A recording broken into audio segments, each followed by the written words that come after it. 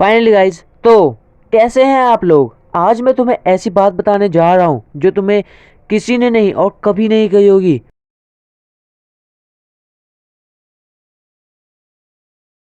तो आप सभी हमारी वीडियो पहले तो देख ही चुके हो। तो आज बात होगी स्कूल पर, चाहे वो प्राइवेट हो या सरकारी। भाई स्कूल तो स्कूल है ना। चलो शुरू करते हैं बिना और किसी बकचोदी के। तो स्कूल क्या है, क्यों है और किस लिए है, और अगर है भी तो भला हमारे लिए क्यों। तो अभी तुम्हारे सारे सवालों का जवाब देता हूँ। तो पहले कौन से स्कूल चुने भाई। अगर प्राइवेट स्कूल चुने तो भाई बहुत बढ़िया होगा, क्योंकि सरकारी स्कूल के बारे में कहते कहते तो भाई पूरी वीडियो 1-2 घंटे लग जाएंगे भाई। ये तो नहीं होता है। लगता नहीं था देर हम खींचेंगे। तो हम आगे बढ़ते हैं। तो सबसे पहले प्राइवेट स्कूल। अगर आप प्राइवेट स्कूल में हो तब तो तुम्हें पता ही होगा कि क्या बकचोदियाँ हैं इन स्कूलों में। अरे कहना क्या चाहते हो? तो सबसे पहले टीचर्स, यही तो है सबसे बड़ी बकचोदी। सबसे पहले मतलब ठीक से पढ़ाना आता है नहीं, और हमें पढ़ाने चले हैं पता है। खासकर मैथ वाला मादर चोत साला थोड़ा सा पढ़ा के पूरा काम घर से करने को देता है। नहीं, हम तो पहले से ही पढ़कर बैठे हैं ना। और सब छोड़ो, सब ठीक चल रहा था। और एक दिन अचानक से क्लास में हमारा टीचर घुसा और सरप्राइज टेस्ट शुरू। नहीं मतलब ऐसा लगता है कि उन बहन के लोड़ों को ठीक से समझ होना, ठीक से करना ही पड़ेगा। लेकिन कैसे करे, बात बात पर हर बात पर मारता है। अरे अरे, गांड नहीं, हमें मारता मतलब पिटाई लगाता है। और अगर मैथ वाले से ये कह दो कि सर एक बार और समझा देना प्लीज़, तो सबसे पहले तो भाई घूर के देखेगा। और फिर भोसड़ी वाला जो बच्चे आगे बैठे रहते हैं सबसे पहले उनसे पूछेगा समझ आया। और वो आगे वाले मादर चोद भाई सर की रखेल साले उन सर की हाँ में हाँ मिला देते हैं। और पिटता था मैं, क्या करता उन मादर चोदों का। सर के चमचे थे सारे के सारे, और सर भी उन्हीं की सपोर्ट लेता था। मतलब जैसे सर की रखेल है और सर को गांड देते हैं रंडी वाले साले।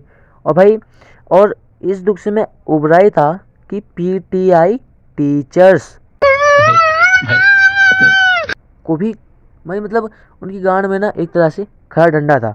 अगर टॉयलेट करने भी जाऊंगा ना तो शक्ल देखकर मारता था भोसड़ी वाला, चाहे मेरी गलती हो या ना हो। और अगर किसी भी टीचर की नज़रों में मेरी इज्जत बनने लगेगी तो आगे वाले मादर चौधरी की गांड में खुजली होती थी। बस अपनी बहन चुदा लेते थे। मतलब सर के सामने जो थोड़ी बहुत इज्जत थी ना वो भी नहीं रहती थी। और सबसे मेन बात, स्कूल के बच्चे जो सबसे बड़े रंडी के चुदे थे वो कैसे, तो मुझे हर बार सर से पिटवाने की साजिश में लगे रहते थे। एक दिन मेरे सर ने मुझे बुलाया और बोला तू कल से आगे बैठेगा। मैंने बोला ठीक है सर, और मैं भी खुश था। मैं क्या करूं, फिर जॉब छोड़ दूं? कम से कम मैम को आगे ठीक से देख तो लूंगा भाई। अगले दिन आगे ही बैठा, लेकिन जितने भी टीचर्स क्लास में आए, और भाई पता है मुझसे क्या बोला, ये न्यू स्टूडेंट है क्या। मतलब अब कुछ इज्जत ही नहीं रह गई। सब ठीक था, कोई बात नहीं। लेकिन 2 से 3 दिन तक मैं आगे बैठा, पर मेरा क्लास टीचर लीव पे गया था। तो उन आगे वाले बच्चों ने फिर से मुझे पीछे बैठा दिया। लेकिन 4 दिन बाद क्लास टीचर आ गया, और उतने में भाई वो आगे वालों ने मेरी डेस्क खाली कर दी।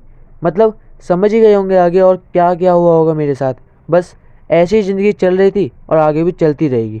तो भाई हमारा नेक्स्ट टॉपिक है सरकारी स्कूल। भाई आपने सोचा ही होगा इतना कौन सह सकेगा यार। तो बस उस हाथ बाद मैं तो भाई वैसे भी पढ़ता लिखता बिल्कुल था नहीं। मतलब सोच सकते हो मेरी ज़िंदगी जैसी प्राइवेट स्कूल में थी उसके बिल्कुल अपोजिट हो गई थी। और आपको पता है जो मेरे डैडी है ना, मेरे डैडी ने सोचा कि क्या पैसे बर्बाद करना है इस पर, इसे सरकारी स्कूल में डाल देते हैं। उनके को पता था कि सरकारी स्कूल में क्या होने वाला है। कम से कम उन्होंने सोचा कि कम से कम पैसे तो बचेंगे, पर उन्हें कहाँ पता था कि उनका लड़का सरकारी में जाकर ऐसा हो जाएगा जो उन्होंने कभी सोचा भी नहीं था। तो भाई चलो आपको अब बता ही देते हैं वही बकचोदियों के साथ। तो हाँ, मैंने माना कि टीचर्स एकदम बेस्ट थे, पर बच्चों की माँ की चूत साले इतने हरामी बच्चे पहले मैंने सोचा ही नहीं कि ऐसा भी कुछ होगा। कौन है ये लोग? कहां से आते हैं? भाई सब सब छोड़ो, मेरा पहला दिन और क्लास में घुसते ही मेरी लड़ाई हो गई। शाबाश बेटा। मतलब समझ रहे हो, क्लास में घुसते ही। और वो गांडू था भाई, एकदम एकदम सूखा सा बच्चा था भाई। मैंने उसे बहुत मारा और उसको अच्छे से मारा। और भाई मैं ये सोच रहा कि उसे टीचर से भी नहीं कहा भाई। मैं सोच रहा भाई कितने बढ़िया बच्चे हैं यार, टीचर से भी नहीं बताते। लेकिन मुझे क्या पता था वो शांति तूफान से पहले की शांति है जिसे मैंने मारा। वो बाहर अपने कुछ दोस्तों, मतलब समझे हो, कुछ बंदों को लेकर खड़ा था भाई। मेरी गांड फट के हलक में आ गई। तब तक इतने में वो मुझे पकड़ के ले जा रहा था। मैं समझ रहे हो, पकड़ के कोने में ले आते भाई। मैं तो मतलब समझ रहे हो ना, गांड फाड़ दी जाती मेरी। और समझो मेरे दिल की धड़कन थी ना, वो धक धक की जगह भाग भाग बोल रही थी। रियली भाग भाग बोल रही थी। भाई मैंने ना ही आए देखा ना ही बाएं देखा, और बस इतनी तेज भागा कि तुम सोच भी सकते हैं मेरे भाई। मतलब ऐसी ऐसी गलियों में से मैं भागा, और ना जाने उन सबको डंडा कहाँ से मिल गया। और बहन जो अद्धे अद्धे फेंक रहे डंडा बंडा। मतलब सबसे पहले मेरी गांड फट चुकी थी। और लेकिन मैं मादरचोद भाई पानी पीने के लिए एक दुकान पे खड़ा हो गया। और वो दुकान वाला बहन का लोड़ा पैसे ही नहीं दे रहा था। एक एक रुपये गिन रहा है बुढ़ा साला, एक दो रुपये करके निकाल रहा है। और बस इतने वो सब टूट पड़े मेरे पर।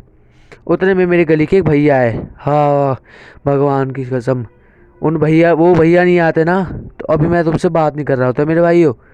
और भाई मुझे अभी भी याद है, उन्होंने मुझको बचा लिया। मतलब वो सब बंदे मुझको कच्चा चबा नहीं जाते, लेकिन मारते बहुत।